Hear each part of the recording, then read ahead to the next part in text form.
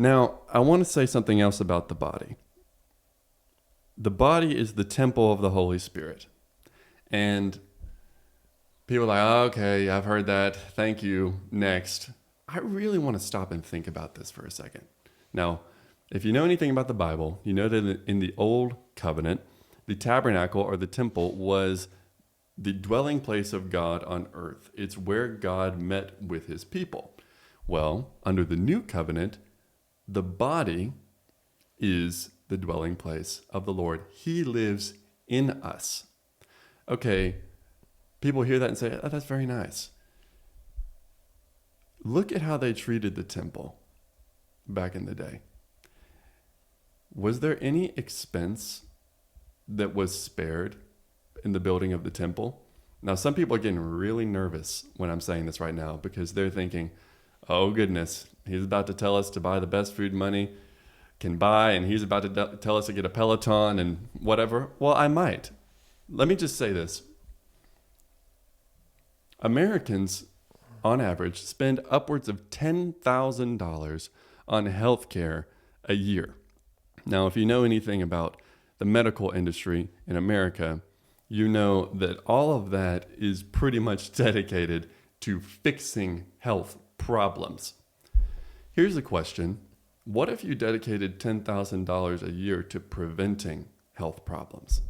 Well, then what you would have is you would be spending the same amount of money, but you wouldn't be a miserable sod working through, the horrible health I'd pay issues. $10,000 a year not to go to the doctor. Right? Well, that's exactly the point. Yes. Now, let me say, some health issues cannot be avoided. Sure. Injuries, accidents, predispositions to certain chronic conditions, all of that is tempering what I'm saying right now. However, the most deadly diseases, with the possible exception of cancer, in the United States are diseases that are caused by poor metabolic health, which we do have control over.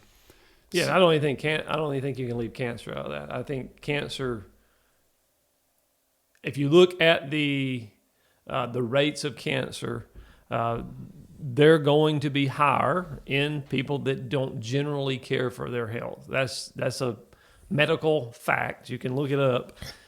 So, if you're more at risk for, say, diabetes, you're going to be more at risk for cancer. And so we can influence those things. Look, health comes down to, a lot of times, for those major diseases and avoiding the doctor, there's some just statistics that come into play. But we can so slant the statistics in our favor if we would just take care of ourselves. Absolutely. Heart disease, number one killer in the U.S., could be almost eradicated if we would take care of ourselves. Eradicated. Very few people have such a propensity to heart disease that they can't overcome it by taking care of themselves. And so that's just one example, but those are the kind of things that we're talking about.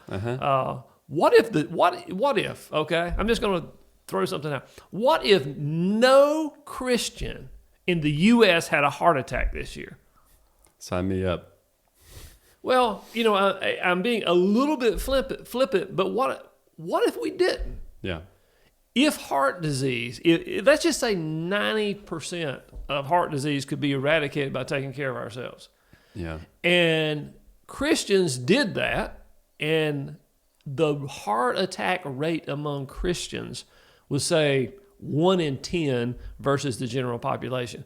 Do you think that people might start looking at Christians a little differently? That they might say, what are those guys doing? Why do they care for themselves so well? Why do they care for one another so well? How do I get in on that? That's an opportunity that we have that we're missing by not caring for ourselves. I'm afraid when people look at us, we actually have the opposite effect, especially in the South, where, after church on Sunday, I want some fried chicken and chocolate cake. That's just the way we work, right? Our lives are geared around that. Let's go to grandma's, and there's a place for that, but we way overdo it. Okay, so let's think a little bit more about this whole body being the temple of the Spirit. Now, I mentioned earlier that no expense was spared in the building of the temple. What did that money go to? And best I can tell from reading the very detailed descriptions that were involved in the building of the temple and its various objects, is that there is a great attention to beauty and functionality. And I want to unpack that a little bit. I'm almost scared to get into the beauty thing because it's such a loaded issue and there's so much confusion about it in this society. So I'll start with the functionality. The temple was made for a purpose. The purpose of the temple was to be a place where the people would come and meet with God, and those meetings with God often involved sacrifice. So it had to be built in such a way that enabled sacrifices to happen in a streamlined sort of way, because especially at certain times in the year, there would be a lot of them daily. I mean, we're talking about pilgrimages of an entire nation to one place in order to do these sacrifices. So what if the temple was very poorly constructed and that function was not able to happen? Well, that would be very bad, right? And this is probably why God passed down the blueprint himself. But our bodies have a function too. Our bodies carry around our spirits. Our bodies do the work of ministry, the work of kingdom building. We are the hands and feet of Jesus. So, is your stewardship of the temple enabling its given functionality, given by God, that is, or is it inhibiting the functionality? And now I want to get into the beauty thing a little bit. So you can tell by looking at the descriptions of the temple that it was something to behold, a thing of probably unmatched beauty. Now that beauty was not vain beauty. You know, you think about the Ark of the Covenant. If you've ever seen an image of what that would look like, you can tell that it's rife with symbolism. Those symbols point the viewer to Christ. Now, I will go ahead and say that I think that Christians should make their bodies beautiful. And I know a lot of people, especially people who are concerned about body image issues, are going to not like that very much. And body image issues are legitimate, and we can get into that later. But you should be beautiful in a way that points the viewer to God. Now, so what that means is, I'm not advocating that Christians become Sports Illustrated models necessarily. Well, I won't even say necessarily. Sports Illustrated models. Maybe you should be a Sports Illustrated model for your spouse, right? That would be pleasing to God. But for the whole world, yeah, I don't think so. You should be beautiful in a way that points the viewer back to God. What that means for us is modesty concerning our bodies, but still a degree of beauty. Well, we were built to reflect the image of God and to radiate his glory. There is a physical aspect of that. Mm-hmm.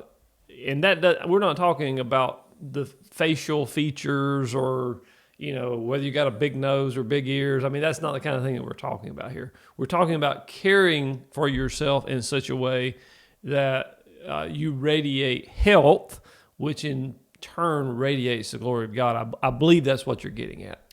Well, it is. And I would even go so far as to say a person who minds their health diligently, there are very few of them that do not have a degree of beauty. Often when our beauty is compromised, it's not because of how we were born necessarily, although look, we live in a fallen world, okay? We don't look like angels, but you can do a lot with what you have. I think that's a pretty universal truth.